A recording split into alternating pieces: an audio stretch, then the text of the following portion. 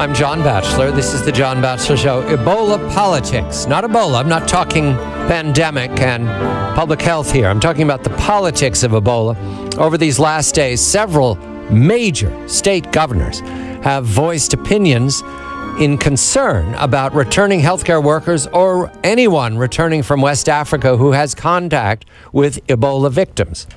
In particular, one doctor in New York is now in serious condition at Bellevue Hospital, a hero who returned and came down with Ebola symptoms after he'd come back to New York and voluntarily submitted to the hazmat team taking him to Bellevue, and we wish him full recovery. I wish those reports were stronger.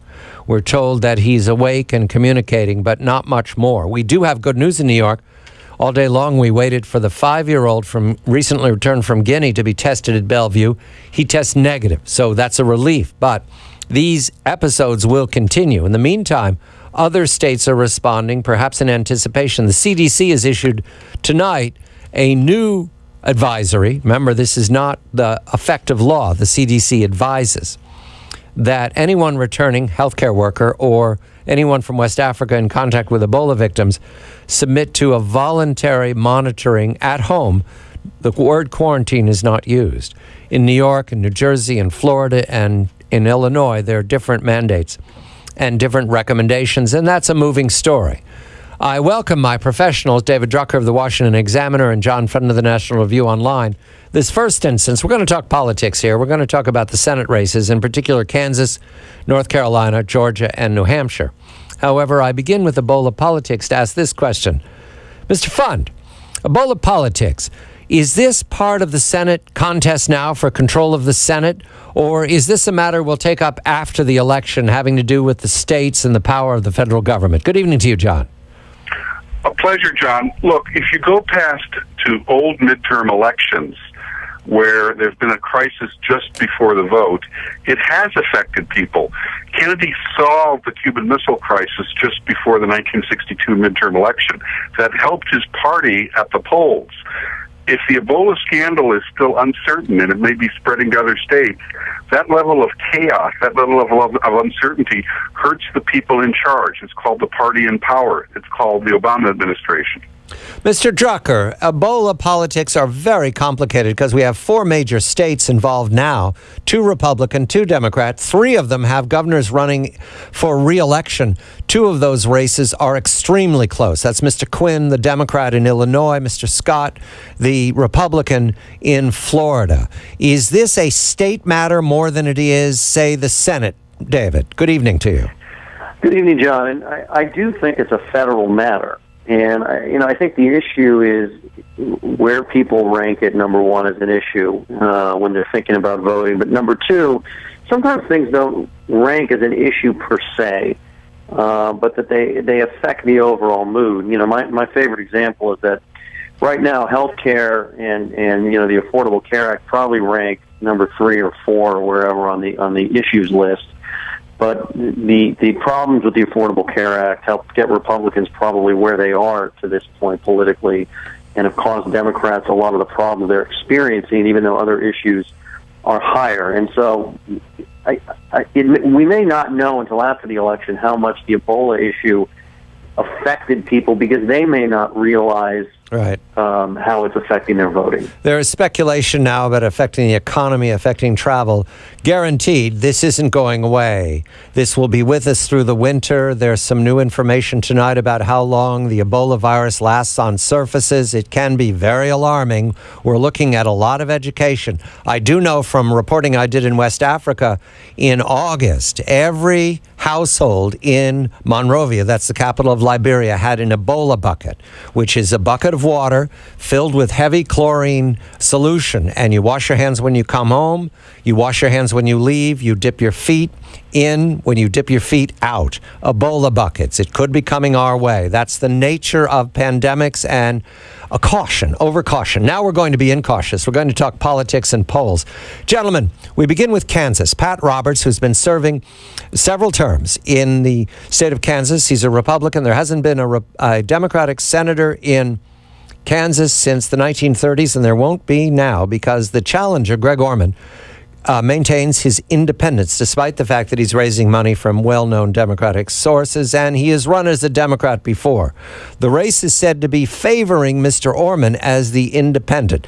Is this the year, Mr. Fund, that independence trumps the red state Kansas Republican senator?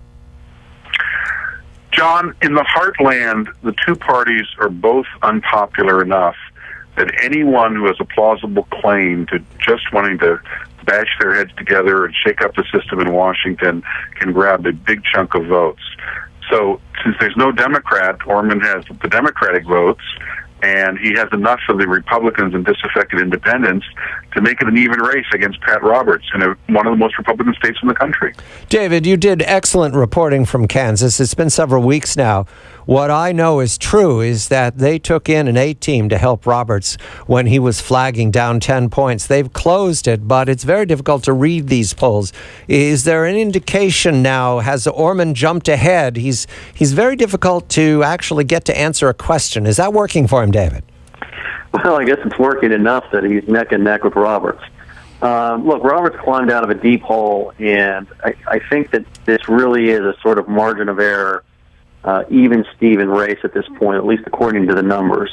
From my reporting, I know Roberts has been up. I know maybe he's been down a little, and that now he's probably back up just by a hair, which makes it, basically a tie ball game.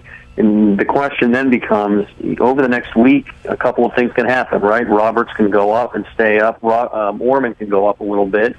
Or it stays tied, and then we see what happens on Election Day when one candidate, Roberts, has a party and an infrastructure behind him, not Iowa or New Hampshire level infrastructure, but infrastructure nonetheless. And Greg Orman, because he's running as an independent, doesn't have party infrastructure behind him, which could help Roberts. I think the thing to note here is Roberts climbed out of a really big hole, and he's been in front here and there over the past couple of weeks, but he hasn't been able to knock Orman out. North Carolina. Kay Hagan, the incumbent, running an expensive campaign against Tom Tillis, the challenger, now running an expensive campaign. There's a third candidate here, a man who has a great big grin on his face, who calls himself a libertarian. He's having a good deal of fun. He has 5% in the average at Real Clear Politics. Right now, the two most recent polls with sizable samples are showing a tie. This is not a race that the Republicans must win in order to take command of the Senate. But Mr. Tillis is doing surprisingly well these last weeks. Mr. Fund, is Kay Hagan being dragged down by the president? Is that the problem we see in her inability to put this race away? She's run a very, very good campaign up until now. But this week, a bomb dropped on her. A commercial run by Tillis supporters using her own words in 2008 when she ran against Elizabeth Dole, attacking Elizabeth Dole as a partisan lackey of the Bush administration, who, in Hagan's words, voted 92% of the time with the administration.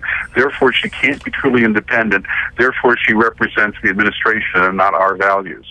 Now, that comes back to haunt her because Kay Hagan has supported the Obama administration 99% of the time. So in her own words, she's hanging herself in a Tillis commercial. Mr. Drucker, is Tom Tillis an awful candidate? I think he's so-so. I think he's got, he's not as bad as some, not as good as he could have been. I just think he made a few strategic mistakes.